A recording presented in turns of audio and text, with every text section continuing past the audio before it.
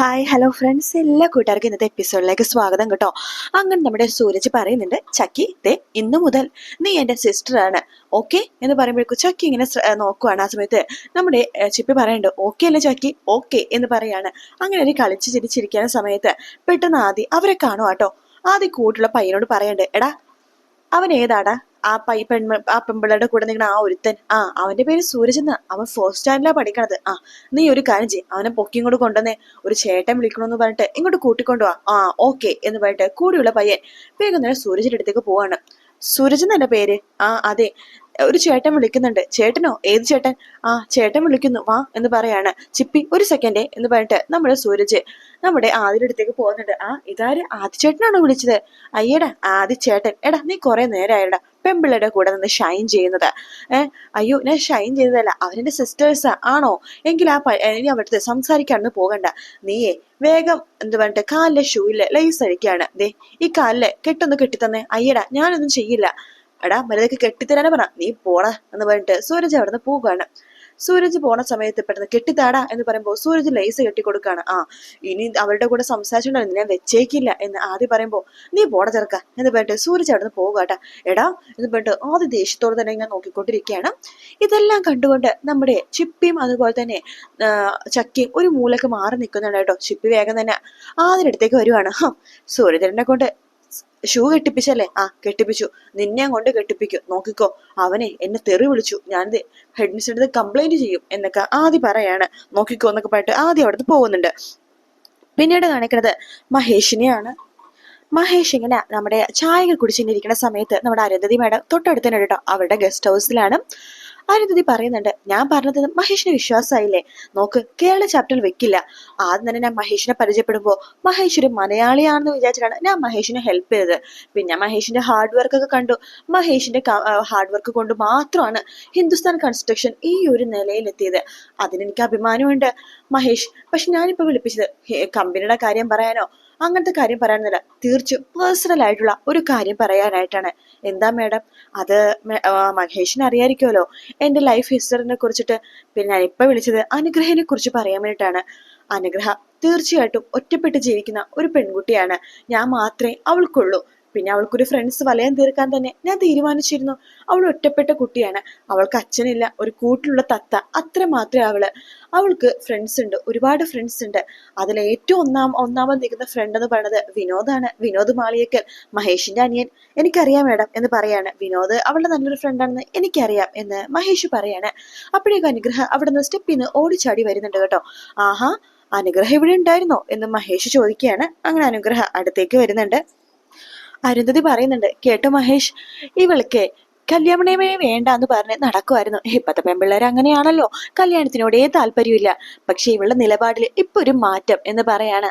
അത് കൊള്ളാലോ എന്ന് മഹേഷ് പറയുമ്പോ അനുഗ്രഹ പറയുന്നുണ്ട്, അത് എനിക്കൊരു ഇഷ്ടമുണ്ട്, നീ തന്നെ ബാക്കി പറ എന്ന് അരുന്ധതി പറയാണ്. അമ്മേ അത് കഷ്ടമുണ്ട് കേട്ടോ, പറ മോളെ എന്ന് പറയാണ്. അനുഗ്രഹ പറഞ്ഞു എന്ന് പറയുമ്പോ, അത് എന്റെ ഫ്രണ്ട്സിലെ ഏറ്റവും ബെസ്റ്റ് ഫ്രണ്ടാ വിനോദ്. അവനോട് എനിക്ക് സൗഹൃദം മാത്രമായിരുന്നു. പക്ഷെ ഇപ്പൊ മാറി ചിന്തിക്കാൻ തുടങ്ങി. അയ്യോ വിനോദല്ല കേട്ടോ, ഞാനാ. എനിക്കിപ്പോ അവനോട് ഒരു പ്രണയമുണ്ട്. എന്തോ വിവാഹം ചെയ്യുകയാണെങ്കിൽ അവനെ മതി എന്നൊരു തോന്നൽ എന്ന് പറയാണ്. പെട്ടെന്ന് തന്നെ അനുഗ്രഹ അമ്മയുടെ അടുത്ത് പറഞ്ഞിട്ടുണ്ടായിരുന്നു, അമ്മേ ഇത് കഷ്ടമുണ്ട് കേട്ടോ, പയ്യനെ പെണ്ണ് വന്ന് ചോദിക്കാന്നുള്ളത്. ആ സമയത്ത് നമ്മുടെ മഹേഷ് പറയണ്ട്, അത് നല്ല കാര്യമല്ലേ, അങ്ങനത്തേക്ക് ഒരു മാറ്റം വരണം എന്ന് പറയാണ്. ആ സമയത്ത് നമ്മുടെ അരുന്ധതി പറയുന്നുണ്ട്, കേട്ടോ മഹേഷ്, ഇവൾക്ക് വിനോദിനെ ഭയങ്കര ഇഷ്ടമാണ്. പിന്നെ വിനോദിന്റെ എല്ലാ കാര്യങ്ങളും തീരുമാനിക്കുന്നത് ഏട്ടനാണെന്നാ വിനോദ് പറയണത്. ഏട്ടൻ ചൂണ്ടിക്കാണിക്കുന്ന പെണ്ണിനെ വിവാഹം കഴിക്കുള്ളൂ എന്ന് വിനോദ് പറയുന്നുണ്ട്. അതുകൊണ്ടാ ഞങ്ങൾ ഈ കാര്യം മഹേഷിനോട് തന്നെ സംസാരിക്കാൻ വെച്ചത്. ഇത് നല്ലൊരു പ്രപ്പോസലാണ് മാഡം. മഹേഷിന് അറിയാലോ, എനിക്ക് നാട്ടിൽ 2 ഏക്കർ ഭൂമി, പിന്നെ കമ്പനി. അയ്യോ മേഡം അതൊന്നും പറയരുത്, ഇവിടെ അതൊന്നും സംസാരിക്കാനുള്ള കാര്യമില്ല. സ്ത്രീ തന്നെയല്ലേ മേഡം ധനം, ഇതൊക്കെ സംസാരിക്കേണ്ട കാര്യം എന്താ? പിന്നെ എനിക്ക് ഈ പ്രപ്പോസലിൽ ഭയങ്കര താല്പര്യമുണ്ട്. കാരണം വെച്ചാൽ വിനോദിന് കിട്ടാവുന്നതിൽ ഏറ്റവും നല്ല പെൺകുട്ടി തന്നെയാണ് അനുഗ്രഹ. അതുകൊണ്ട് ഞാനൊരു കാര്യം ചെയ്യാം, ഈ വിവാഹം എത്രയും പെട്ടെന്ന് തന്നെ ഉറപ്പിക്കാം നമുക്ക്. ഞാൻ ഇന്ന് വിനോദിനോട് സംസാരിക്കട്ടെ, ഈ വിവാഹം ഉറപ്പിച്ചെന്ന് തന്നെ തീരുമാനിച്ചോ എന്നൊക്കെ പറഞ്ഞിട്ട് മഹേഷ് സന്തോഷത്തോടു കൂടി തന്നെ ചായയൊക്കെ കുടിച്ചിട്ട് അവിടെ നിന്ന് ഇറങ്ങി പോവാട്ടോ. മഹേഷ് വണ്ടി എടുത്ത് ഇറങ്ങിപ്പോണതും അനുഗ്രഹ അരുന്ധതിനെ കെട്ടിപ്പിടി കെട്ടിപ്പിടിക്കണം അമ്മേ എന്ന് പറഞ്ഞ് കെട്ടിപ്പിടിച്ച് ഒരു ഉമ്മയൊക്കെ കൊടുക്കുക കേട്ടോ. അതിനുശേഷം പിന്നീട് കാണിക്കണം നമ്മുടെ മാഷിനെയാണ്. മാഷ് ഇങ്ങനെ ബുക്സ് ഒക്കെ ഇങ്ങനെ വായിച്ചുകൊണ്ടിരിക്കുന്ന സമയത്ത് പ്രിയാമണി വരുന്നുണ്ട്. ഓ എന്റെ മാഷെ, എത്ര നേരം ഈ ബുക്ക് നോക്കിക്കൊണ്ടിരിക്കണത്? എന്റെ പ്രിയാമണി, ഞാനിത് നോക്കുവല്ല വായിക്കുവാണ് എന്ന് പറയാണ്. ഈ ബുക്കിൽ എന്താ എഴുതിയിരിക്കണത് നിനക്കറിയാവോ? ആ, സ്വാതന്ത്ര്യം അർദ്ധരാത്രി. പക്ഷേ ആ അർദ്ധരാത്രി പുലർന്നിട്ടില്ല ഇപ്പോഴും, മനസ്സിലായോ? വിടന്ന് ഇവളതൊക്കെ പറഞ്ഞിട്ട് എന്തെങ്കിലും കാര്യമുണ്ടോ എന്നിങ്ങനെ പറഞ്ഞുകൊണ്ടിരിക്കുകയാണ്. ആ സമയത്ത് നമ്മുടെ ഇഷിതയും അതുപോലെ തന്നെ സുചിത്രയും കൂടി അങ്ങോട്ടേക്ക് വരുന്നുണ്ട് കേട്ടോ. ഇഷിത നമ്മുടെ അമ്മ എടുത്ത് പറയണ്ട്, അമ്മേ അച്ഛനോട് പറഞ്ഞില്ലേ മറ്റേ കാര്യം? നിങ്ങൾ തന്നെ പറ എന്ന് പറയാണ്. അതെ, പിള്ളേർക്ക് നിങ്ങളുടെ എന്തോ കാര്യം പറയാനുണ്ടെന്ന്. ആഹാ, ഇവരെന്റെ ഒരു സ്ട്രേറ്റ് ഫോർവേഡ് ആണല്ലോ, എന്ത് പറ്റി? മൂന്നാമതൊരു മീഡിയേറ്ററിന്റെ ആവശ്യം ഇവർക്ക് ഉണ്ടോ എന്നിങ്ങനെ ചോദിക്കുകയാണ്. അത് കാര്യം വിവാഹമാണ്. വിവാഹോ? ആരുടെ വിവാഹം എന്ന് നിഷിത ചോദിക്കുമ്പോ അത് ഇവളുടെ സുചിത്രയുടെ. ഓ കൊള്ളാം, ആ കാര്യം പറ. അല്ലെങ്കിൽ നമുക്കൊരു കാര്യം ചെയ്യാം, ഒരു ബ്രോക്കറെ ഏൽപ്പിക്കാം, അല്ലെങ്കിൽ നമുക്കൊരു മാട്രിമോണിയിൽ പരസ്യം കൊടുക്കാം. അച്ഛാ, ഇവിടെ ഒരാളെ കണ്ടുവച്ചിട്ടുണ്ട്, അതിനെക്കുറിച്ചാണ്. ഓഹോ, അപ്പൊ കണ്ടുവെച്ച് കഴിഞ്ഞു. ആരാ ആള് എന്ന് ചോദിക്കാണ്. അപ്പോ കണ്ടുവെച്ച ആളെ ഞാൻ സമ്മതിച്ചാലേ വിവാഹം കഴിക്കൂ എന്നാണോ സുജി? പറ സുജി. അതെ, ഇളയച്ചനും കൂടി സമ്മതിച്ചാലേ ഞാൻ ആ വിവാഹം കഴിക്കുള്ളൂ. ആഹാ, കൊള്ളാലോ.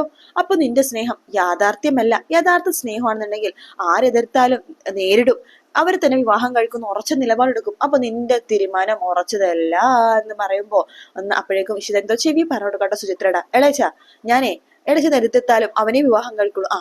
അപ്പൊ നിന്റെ സ്നേഹം ഒറിജിനലാണ്, കൊടുകൈ. അല്ല, ആരാ പയ്യൻ? അല്ല, അത് അറിയാലോ അച്ഛന്, വിനോദാണ് എന്ന് വിശുദ്ധ പറയാണ്. അതൊക്കെ എനിക്കറിയാം. അപ്പോഴേക്കും നമ്മുടെ പ്രിയാമണി പറയണ്ട്, മാഷ് ഒരു കാര്യം ചെയ്യും, ഒന്ന് നാളെ തന്നെ പോയിട്ട് രാമനാഥൻ ചേട്ടനോട് പോയിട്ട് ഈ കാര്യങ്ങളൊക്കെ ഒന്ന് സംസാരിക്കേ എന്ന് പറയാണ്. ഇഷിത പറയണ്ടേ, വേണ്ട, അച്ഛനോട് സംസാരിക്കണേക്കാളും നല്ലത് മഹേഷിനോട് സംസാരിക്കണതാ. വിനോദിന്റെ കാര്യങ്ങളൊക്കെ തീരുമാനിക്കുന്നത് മഹേഷാണ്. മാത്രല്ല വിനോദ് പറഞ്ഞും ചെയ്തായിരുന്നു, ചേട്ടൻ തീരുമാനിക്കുന്ന പെണ്ണിനെ വിവാഹം കഴിക്കുള്ളൂ എന്ന്. അതുകൊണ്ട് മഹേഷിനോട് സംസാരിച്ചാൽ മതി. അതെ അച്ഛ, നാളെ സംസാരിക്കേണ്ട. മഹേഷ് ആകെ ടെൻഷനാണ്, കേരള ചാപ്റ്റർ വിൽക്കാൻ പോകുന്നതിന്റെ ടെൻഷനാണ് മഹേഷിന്. അതുകൊണ്ട് ആ ടെൻഷൻ ഒന്ന് തലേന്ന് ഒഴിഞ്ഞു പോട്ടെ, അതിനുശേഷം നമുക്ക് സംസാരിക്കാം. ആയിക്കോട്ടെ, അങ്ങനെ മതി എന്ന് പറയാണ്. അങ്ങനെ എല്ലാരും ഭയങ്കര സന്തോഷത്തിലിരിക്കാട്ടോ. അതിനുശേഷം പിന്നീട് കാണിക്കണ അരുന്ധതിനെയാണ്. അരുന്ധതി ഇങ്ങനെ പെറുപിറുത്തോണ്ടിരിക്കുകയാണ്. ഹോ, അവളെ കാണാൻ വേണ്ട ഞാൻ ഇങ്ങോട്ട് വന്നത്, അപ്പൊ അവള് പോയി എന്നൊക്കെ പറഞ്ഞ് പെറുപിറുത്തോണ്ടിരിക്കാട്ടോ. അതെ, അമ്മ എന്തേ പെറുപിറുത്തോണ്ടിരിക്കണത് എന്ന് ചോദിച്ചിട്ട് നമ്മുടെ അനുഗ്രഹം അങ്ങോട്ട് വരുന്നുണ്ട്. വേറെ എന്ത് പെറുപിറുക്കാനാ, നിന്റെ അടുത്തേക്ക് നിൽക്കാനായിട്ടല്ലേ ഞാൻ ഇങ്ങോട്ട് വന്നത് 2 ദിവസം.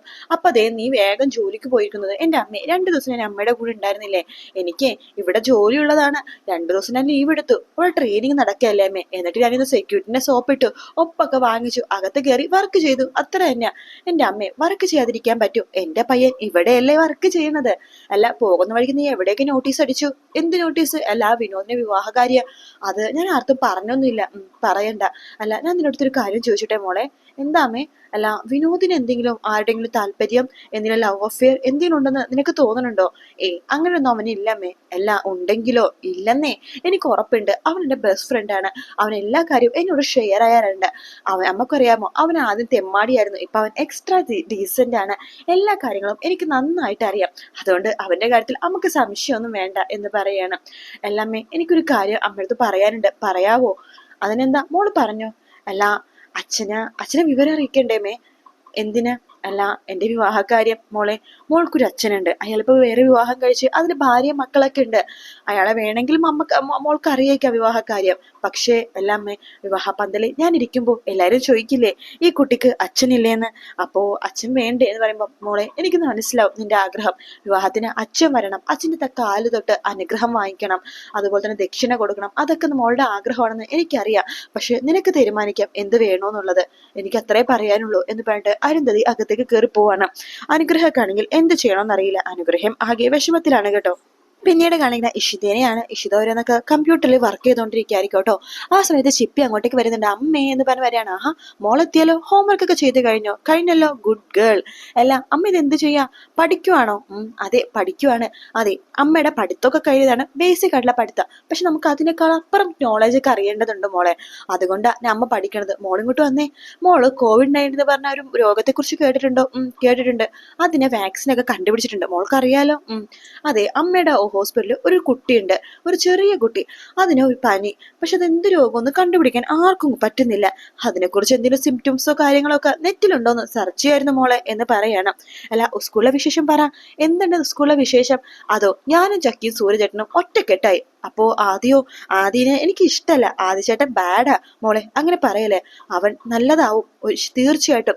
മോള് ആദിച്ചേട്ടന്റെ കൂട്ടുകൂടണം, അവനെ നല്ലതാക്കിയെടുക്കാൻ മോൾക്ക് മാത്രമേ സാധിക്കുള്ളൂ. നോക്ക് അച്ഛൻ നിങ്ങൾ രണ്ടുപേരും ഒരുപോലെയാണ്, മഹേഷ് നിങ്ങൾ രണ്ടു മക്കളെ ഒരുപോലെ തന്നെയല്ലേ കാണുന്നത് എന്നൊക്കെ പറഞ്ഞോണ്ടിരിക്കെ തന്നെ മഹേഷ് അങ്ങോട്ടേക്ക് വരുവാട്ടോ.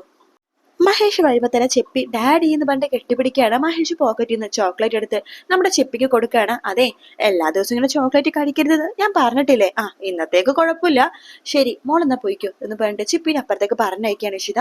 ശേഷം ഇഷിത പറയുന്നുണ്ട് മഹേഷിനോട്, മഹേഷ് കൈലാസത്തിന്റെ ചാപ്റ്റർ ക്ലോസ് ചെയ്യണ്ടേ, ഞാനൊരു 25 ലാഖിന്റെ ചെക്ക് എടുത്ത് വെച്ചിട്ടുണ്ട് എന്ന് പറഞ്ഞിട്ട് ആ 25 ലക്ഷത്തിന്റെ ചെക്ക് മഹേഷിന്റെ കയ്യിലേക്ക് ഏൽപ്പിക്കുകയാണ്. മഹേഷ് പറയുന്നുണ്ട്, എടോ തന്റെ ആകെയുള്ള സമ്പാദ്യമല്ലേ ഇതിങ്ങനെ നശിപ്പിച്ച് കളയണോ? അല്ല മഹേഷ്, ഈ വീട്ടിലൊരു അറസ്റ്റ് നടന്ന എന്തായിരിക്കും ഈ വീട്ടുകാരുടെ അവസ്ഥ? അത് വേണ്ട മഹേഷ്, അത് സാരില്ല, സമ്പാദ്യം അതെന്നും ഇനിയും വരുമല്ലോ, ഇനി ഉണ്ടാക്കാവുന്നതല്ലേ ഉള്ളൂ. ഇന്ന് മഹേഷ് ചെക്ക് വാങ്ങിക്കുക എന്ന് പറയാണ്. മഹേഷ് ആ ചെക്ക് വാങ്ങിക്കുന്നുണ്ട്. ശേഷം പറയണ്ട് 50 ലാഖിന്റെ തുക ഞാനും എടുത്തിട്ടുണ്ട് എന്നിങ്ങനെ പറയാട്ടോ. അതിനുശേഷം മഹേഷ് ഇഷിതയുടെ മുഖത്തേക്ക് നോക്കുകയാണ്. പിന്നീട് കാണിക്കുന്നത് കൈലാസിനെയാണ്. ആ കള്ളൻ അങ്ങോട്ടും ഇങ്ങോട്ടും എന്തൊക്കെയോ ആലോചിച്ച് നടക്കുവാട്ടോ. സ്വപ്നവലിയുടെ ചെവി നിന്നോണ്ടിരിക്കാനായിട്ട് രണ്ടുപേരും സ്വപ്നവലിയുടെ പറയുന്നുണ്ട്, അമ്മയടുത്ത് പറഞ്ഞതല്ലേ ചേട്ടനോട് അവനോട് ചോദിക്കാനായിട്ട്, അവന്റെ ചേച്ചിയാനാൻ അവന്റെ കയ്യിൽ നല്ല പണമൊക്കെ ഉണ്ടെന്നേ, എന്നിട്ട് അവൻ എന്നെ സഹായിക്കാത്തത് എന്താ? ഞങ്ങളുടെ ദുഃഖം പിന്നെ ഞങ്ങൾ ആർത്തമ്മയെ പങ്കുവെക്കുക. അവന്റെ കയ്യിൽ പണമുള്ള കാര്യം നീ എന്നോട് പറയരുത്, പാവം എത്രമാത്രം അവൻ കഷ്ടപ്പെടുന്നത്, ഇവിടെ എത്രമാത്രം കടക്കണി ഉണ്ടെന്ന് നിനക്കറിയാവോ? ലക്ഷങ്ങളുടെ ബാധ്യത ഉണ്ട്, ലക്ഷങ്ങളുടെ. നിന്റെ കല്യാണം നടത്തിയ ഉൾപ്പെടെ അവന് ലക്ഷങ്ങള് സാലറി ഇല്ലേ? അതുണ്ടെന്നുണ്ടെങ്കിൽ അതുപോലെ ചെലവും ഉണ്ട്, കടബാധ്യതയും അവന്, മനസ്സിലായോ നിനക്ക്? അല്ലാതെ അവന്റെ കയ്യിലുള്ള പൈസനെ കുറിച്ച് നീ കണക്കൊന്നും പറയണ്ട. അവന്റെ കയ്യിൽ പൈസ ഉണ്ടാവും, അവള് സമ്മതിക്കാണ്ടിരിക്കും. ഡോക്ടർ ഇഷിത അവള് പറഞ്ഞിട്ടുണ്ടായിരിക്കും പെങ്ങൾക്കൊന്നും പൈസ കൊടുക്കണ്ടെന്ന് എന്നൊക്കെ പറഞ്ഞുകൊണ്ടിരിക്കുക. മഹേഷ് അങ്ങോട്ടേക്ക് വരും കേട്ടോ. അളിയ ഇത് 40 ലക്ഷം രൂപ എന്ന് പറഞ്ഞ് കൊടുക്കുകയാണ്. പെട്ടെന്ന് തന്നെ കൈലാസം തട്ടിപ്പറിച്ച് വാങ്ങിക്കേണ്ട. ഹായ് അളിയ, താങ്ക് യു സോ മച്ച് എന്ന് പറയാണ്. ശേഷം മഹേഷിന്റെ അടുത്ത് നമ്മുടെ വഞ്ചിവ പറയുന്നുണ്ട്, കണ്ടില്ലേ അമ്മേ അവന് പെങ്ങളോടുള്ള സ്നേഹം, അവൻ പൈസ തന്നത് കണ്ടില്ലേ അമ്മേ എന്നൊക്കെ പറയുമ്പോ മഹേഷ് പറയണ്ട്, ചേച്ചി ഞാനൊരു കാര്യം പറഞ്ഞോട്ടെ, അതെ എനിക്ക് ഈ 15 ലക്ഷം മാത്രമേ എന്റെ ഉള്ളൂ, ബാക്കി 25 ലക്ഷം രൂപ ഇഷിതയുടെയാണ്. അവള് തന്നെയാണ് എന്നോട് ഇങ്ങോട്ട് പറഞ്ഞത് നമുക്ക് ആ പൈസ കൊടുത്ത് തീർക്കാന്നുള്ളത് കേട്ടോ. അല്ല ഇഷിതനെ കുറ്റം കണ്ടുപിടിക്കാൻ എന്തെങ്കിലുമൊക്കെ കാരണം കിട്ടുമ്പോ അപ്പൊ തന്നെ അവളെ മേത്തേക്ക് കയറിക്കൊള്ളണം, അതാണല്ലോ ചേച്ചിയുടെ ശീലം എന്ന് മഹേഷ് പറയുമ്പോ ആകെ നാണം കെട്ടിരിക്കുകയാണ് മഞ്ജുമ. അവിടേക്ക് നമ്മുടെ ഇഷിത വരുന്നുണ്ട്. ഇഷിതടുത്ത് ഇങ്ങനെ പറയുന്നുണ്ട് കേട്ടോ Manjima, Ishita thank you so much എന്നിങ്ങനെ പറയാണ്. ആ സമയത്ത് നമ്മുടെ കൈലാസ് പറയുന്നുണ്ട്, ഇഷിത താങ്ക് യു കേട്ടോ ഇഷിത, എന്നെ ജയിലിൽ നിന്നാണ് പെങ്ങളെ രക്ഷിച്ചത്. നോക്ക് എന്റെ അമ്മയുടെ വയറ്റിൽ ജനിക്കാതെ പോയ പെങ്ങളാണ് എനിക്ക് ഇഷിത. ശരി എന്ന് ഇഷിത പറയാണ്. ശേഷം സ്വപ്നവല്ലി പറയണ്ട, മതി മതി, അതെ വാ നമുക്ക് എല്ലാവർക്കും ഭക്ഷണം കഴിക്കാം എന്ന് പറയുമ്പോഴേക്കും മഹേഷ് പറയണ്ട, അമ്മേ നിങ്ങൾ കഴിച്ചു, ഞാൻ കുളിച്ച് ഫ്രഷ് ആയിട്ട് വരാം എന്ന് പറയുമ്പോൾ ഇഷിത പറയണ്ട, അമ്മേ നിങ്ങൾ കഴിച്ചു കേട്ടോ, എനിക്കും കുറച്ച് വർക്ക് ഉണ്ട്, അതിനുശേഷം ഞാൻ മഹേഷിനോട് ഇരുന്നോളാം എന്ന് പറയാണ്. അങ്ങനെ ഇഷിതയെ മഹേഷ് റൂമിലേക്ക് പോവാണ്. ഇഷിതയെ തന്നെ വായം പിടിച്ച് നോക്കിക്കൊണ്ടിരിക്കുകയാണ് കൈലാസ് ആ പണവും നോക്കുന്നുണ്ട്. ഏതോ പെണ്ണിനെ കൊടുക്കാനുള്ള പണമാണെന്ന് തോന്നുന്നു കേട്ടോ. ആ ഒരു ഭാഗത്തോട് കൂടിയിട്ടാട്ടോ ഇന്നത്തെ എപ്പിസോഡ് തീരുന്നത്. നാളത്തെ പ്രൊമോയിൽ കാണിക്കുന്നത് നമ്മുടെ മഹേഷും ഇഷിതയും തമ്മിൽ ചെറിയ ചെറിയ ഇണക്കങ്ങളായിട്ട് അന്ന് അങ്ങനെ രാത്രി ഇങ്ങനെ കഴിഞ്ഞു പോവാട്ടോ. രാവിലെ തന്നെ ഹെഡ് മിസ്റ്റർ വിളിക്കുകയാണ്. ആദ്യം കൊടുത്ത പരാതി മേലെ മഹേഷും ഇഷിതയും അഷിതയും ഒക്കെ വരുന്നുണ്ട് കേട്ടോ. ഇഷിത നമ്മുടെ രഞ്ജന പറയുന്നുണ്ട്, അതെ എന്റെയും മഹേഷിന്റെയും ആദ്യയുടെയും ചിപ്പി എന്ന് പറഞ്ഞ ഒരു കുടുംബമാണ്, ആ കുടുംബം ഇല്ലാതാക്കാൻ ആർക്കും പറ്റില്ല എന്ന് പറയാണ്. ശേഷം മഹേഷിനെ എന്തൊക്കെയോ പറയുന്നുണ്ട് രചനനെ തിരിച്ച് നല്ല രീതിയിൽ വഴക്ക് പറയുന്നുണ്ട് മഹേഷ്. ആ സമയത്ത് രചന മഹേഷിന്റെ മുഖത്തടിക്കാൻ വേണ്ടി തുടങ്ങുവാണ്. ഇഷിത രചനയുടെ കൈ പിടിച്ച് തിരിച്ചിട്ട് എന്റെ മഹേഷിനെ തൊട്ട് പോവരുത് എന്ന രീതിയിൽ രചന ഒറ്റ തള്ളു വെച്ച് കൊടുക്കുന്നിടത്താണ് കേട്ടോ പ്രൊമോ തീരുന്നത്. വീഡിയോ ഇഷ്ടപ്പെടുകയാണെങ്കിൽ ലൈക്ക് ചെയ്യാനും സബ്സ്ക്രൈബ് ചെയ്യാനും കമന്റ് ചെയ്യാനും മറക്കല്ലേ. മറ്റൊരു വീഡിയോ ആയിട്ട് വീണ്ടും കാണാം. Take care, bye bye.